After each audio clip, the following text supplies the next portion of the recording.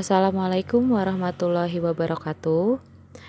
Perkenalkan, nama saya Heni Dayanti dengan NDH 28, peserta pelatihan dasar CPNS tahun 2022 di BPSDMD Kalimantan Selatan, golongan 2 angkatan 12. Pada kesempatan kali ini, saya akan menjelaskan mengenai analisis isu efektivitas kinerja individu berdasarkan tupoksi di tempat saya bekerja, yaitu di RSUD Brigjen Haji Hasan Basri Kandangan. Baik, sebelum kita melakukan analisis isu, sebaiknya kita harus mengetahui terlebih dahulu apa pengertian dari isu tersebut.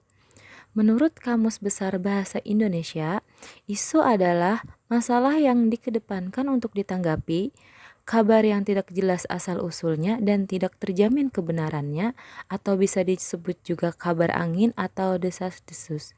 Sedangkan menurut pengertian dari modul Latsar CPNS tahun 2022, isu ini secara umum diartikan sebagai suatu fenomena atau kejadian yang diartikan sebagai masalah.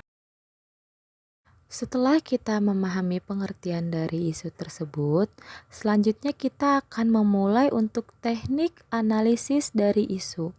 Di sini saya menyajikan daftar isi yang akan membantu saya dalam mengidentifikasi isu hingga menemukan penyelesaian dari isu tersebut.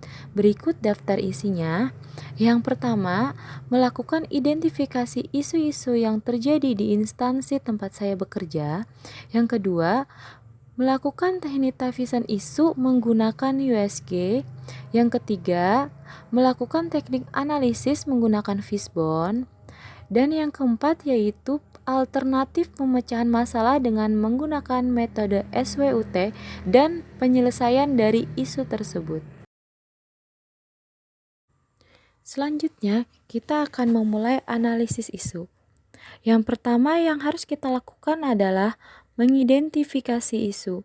Berdasarkan hasil identifikasi yang saya lakukan di instansi tempat saya bekerja, yaitu rumah sakit, khususnya di bagian umum sebagai pengelola barang milik negara, berikut beberapa isu yang saya temukan. Yang pertama, penatausahaan barang persediaan belum sesuai dan berkualitas, yang berdampak pada pelaporan barang persediaan per bulan dan per triwulan mengalami kesulitan dan keterlambatan pelaporan. Yang kedua, fisik persediaan di gudang tidak sesuai dengan di aplikasi amprah barang atau aplikasi penginputan penerimaan dan pengeluaran barang, yang berdampak harus ada selalu dilakukan penyesuaian. Yang ketiga, barang cetakan keperluan administrasi tidak tersedia di gudang atau tidak dilakukan stok, yang berdampak ketika cetakan atau barang tersebut diperlukan oleh bagian poliklinik atau ruangan, bagian tersebut harus menunggu terlebih dahulu dilakukannya pemesanan hingga barang tersebut datang. Setelah melakukan identifikasi isu-isu yang terjadi di instansi tempat saya bekerja dan menemukan 3 isu utama yang telah saya sampaikan sebelumnya, selanjutnya saya akan melakukan penetapan kriteria isu tersebut untuk menilai kualitas dari isu yang saya kemukakan tadi. Penetapan kualitas ini dapat menggunakan alat bantu tapisan isu, salah satunya yaitu menggunakan teknik USG. Teknik USG adalah teknik tapisan isu menggunakan rentang penilaian dari 1 sampai dengan 5 dengan kriteria yang pertama adalah urgensi, artinya seberapa mendesak isu tersebut harus dibahas, dianalisis, dan ditindaklanjuti. Yang kedua, seriousness, artinya seberapa serius suatu isu tersebut harus dibahas dan dikaitkan dengan akibat yang akan ditimbulkan. Dan yang ketiga adalah growth, artinya seberapa besar kemungkinan buruknya isu tersebut jika tidak ditangani dengan segera. Berikut merupakan tabel penetapan tapisan isu teknik USG yang telah saya buat. Semua isu yang saya kemukakan atau saya identifikasi tadi saya muat dalam tabel ini, seperti yang bisa dilihat di pada slide. Yang pertama yaitu isu perihal penatausahaan barang persediaan belum sesuai dan berkualitas, mendapatkan jumlah poin sebanyak 14 dan menempati rank pertama atau menjadi prioritas dari isu yang saya temukan. Yang kedua yaitu fisik barang persediaan di gudang tidak sesuai dengan sistem di aplikasi Amprah barang, itu mendapatkan jumlah poin yaitu 11, berada di ranking kedua. Dan yang ketiga yaitu barang cetakan untuk keperluan administrasi tidak tersedia di gudang atau tidak di stok, mendapatkan jumlah 10 atau menempati ranking ketiga. Jadi dapat disimpulkan dari isi tabel penetapan tapisan isu teknik USG ini eh, bahwa isu penatausahaan barang persediaan yang belum sesuai dan berkualitas menjadi perhatian utama bagi pengelola barang milik negara yang harus diselesaikan. Setelah melakukan analisis menggunakan teknik tapisan isu dan diketahui prioritas isu utama yang harus diselesaikan, selanjutnya isu tersebut akan dianalisis kembali secara mendalam menggunakan alat bantu, misalnya menggunakan pendekatan fishbone diagram. Pendekatan fishbone diagram atau diagram tulang ikan berupaya memahami persoalan dengan memetakan isu berdasarkan cabang-cabang terkait. Metode ini menekankan pada hubungan sebab akibat, dan pada metode ini analisis penyebab masalah ditentukan dengan kategori 5S, yaitu sistem, surrounding atau lingkungan, supplier atau pemasok, skill atau keterampilan, dan safety atau keselamatan. Berikut adalah pendekatan fishbone diagram yang saya buat untuk melakukan penyelesaian isu penatausahaan barang persediaan belum sesuai dan berkualitas yang menjadi prioritas isu yang saya identifikasi dan harus diselesaikan. Yang pertama yaitu untuk sistem, yang pertama adalah kurang optimalnya aplikasi penginputan barang persediaan. Yang kedua, penerimaan dan pengeluaran barang kurang terdokumentasi dengan baik.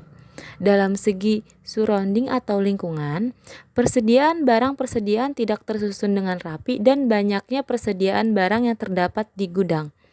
Yang ketiga, dalam sisi skill atau keterampilan, kurangnya pengetahuan tentang penatausahaan barang persediaan barang oleh pengelola barang milik negara. Dan yang keempat yaitu supplier atau pemasok kebiasaan untuk tidak melakukan pelaporan dengan baik dan tidak sesuai dengan penatausahaan barang persediaan. Setelah melakukan teknik tapisan isu dan teknik analisis lebih mendalam menggunakan pendekatan fishbone diagram, selanjutnya akan melakukan alternatif dari pemecahan isu yang diprioritaskan tersebut. Saya akan menggunakan matriks SWOT sebagai alternatif dari pemecahan masalah tersebut. Matriks SWOT adalah mengkombinasikan peluang, ancaman, kekuatan, dan kelemahan ke dalam sebuah matriks. Matriks ini menggambarkan secara jelas bagaimana peluang ancaman yang dihadapi organisasi disesuaikan dengan kekuatan dan kelemahan yang dimiliki. Di dalam tabel atau di dalam slide ini sudah saya jabarkan bagaimana matriks SWOT ini membantu saya dalam penyelesaian masalah. Setelah melakukan analisis isu dengan tahapan yang pertama mengidentifikasi isu-isu yang terjadi di tempat saya bekerja, kemudian melakukan teknik tapisan isu untuk mencari prioritas utama isu yang harus diselesaikan dan melakukan analisis pendalaman isu terhadap isu prioritas tersebut dengan menggunakan metode fishbone dan mencari alternatif pemecahan menggunakan matriks SWOT, maka isu dari penatausahaan barang persediaan belum sesuai dan berkualitas, di mana saya telah menjabarkan masalah atau penyebab isu tersebut dan penyelesaian dari isu tersebut. Yang pertama, masalah atau penyebab dari isu tersebut adalah kurangnya pengetahuan terhadap penatausahaan barang persediaan, di mana untuk penyelesaiannya di sini adalah pembelajaran secara mandiri yang dilakukan oleh pengelola barang milik negara dengan menggunakan panduan yang telah tersedia, yaitu Panduan Ketentuan Perbub 51 tahun 2016 tentang pengelola barang persediaan. Masalah atau penyebab isu yang kedua yaitu barang persediaan kurang tersusun rapi dan banyaknya barang persediaan di dalam gudang persediaan. Untuk penyelesaiannya harus dilakukan pengecekan dan penyusunan barang secara berkala di gudang dan memprioritaskan barang yang sering dipakai untuk di-stok sehingga memudahkan dalam stok opening bulanan. Penyebab isu yang ketiga adalah kurang optimalnya aplikasi penginputan barang persediaan yang telah tersedia. Untuk penyelesaian isu ini, saya akan mencoba mengkoordinasikan ke bagian terkait perihal gangguan sistem yang sering terjadi, sehingga pemasukan atau pengeluaran barang pada sistem atau penginputan pada sistem tidak terjadi kendala sehingga memudahkan dalam penatausahaan barang persediaan. Yang keempat, penerimaan dan pengeluaran barang belum terdokumentasi dengan optimal. Di sini harus dilakukan penginputan pada sistem dengan menggunakan acuan surat pesanan atau nota dari pemasok. Jika pengeluaran barang dilakukan tetapi nota yang pengeluaran barang tersebut tidak dilampirkan oleh yang bersangkutan, maka baiknya untuk menghindari barang keluar dan tidak tercatat, sebaiknya setiap karyawan atau pegawai yang melakukan pengeluaran barang harus menyertakan surat atau keperluan secara tertulis sehingga sebagai arsip dari bagian pengelola barang milik negara tersebut. Penyebab isu yang kelima atau yang terakhir adalah kebiasaan pengelola barang milik negara terhadap penatausahaan barang. Harus dilakukan pembenahan dari pola pikir dan perilaku berupa kesadaran untuk bisa melakukan penatausahaan yang baik dan benar karena akan berdampak pada pelaporan jangka panjang, tanggung jawab tugas, dan keterlambatan jika penatausahaan barang tersebut tidak dikelola dengan sebaik-baiknya. Jadi dapat kita simpulkan, analisis isu di instansi tempat saya bekerja yaitu rumah sakit, khususnya di bagian umum sebagai pengelola barang milik negara, mengidentifikasi 3 isu utama. Setelah dilakukan analisis tapisan isu untuk menetapkan kualitas dari ketiga isu tersebut menggunakan metode WASG, maka dihasilkan isu penatausahaan barang persediaan belum sesuai dan berkualitas menjadi prioritas isu yang harus diselesaikan.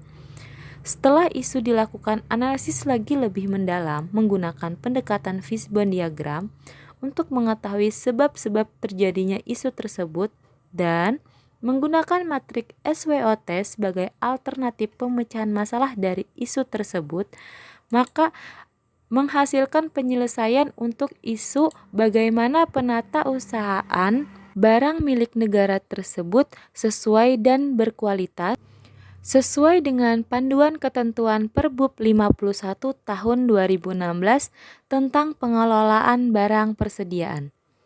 Demikian penyampaian analisis isu efektivitas kinerja individu berdasarkan tupoksi di tempat saya bekerja yaitu di Rumah Sakit RSUD Brigjen Haji Hasan Basri Kandangan. Semoga bermanfaat. Wassalamualaikum warahmatullahi wabarakatuh.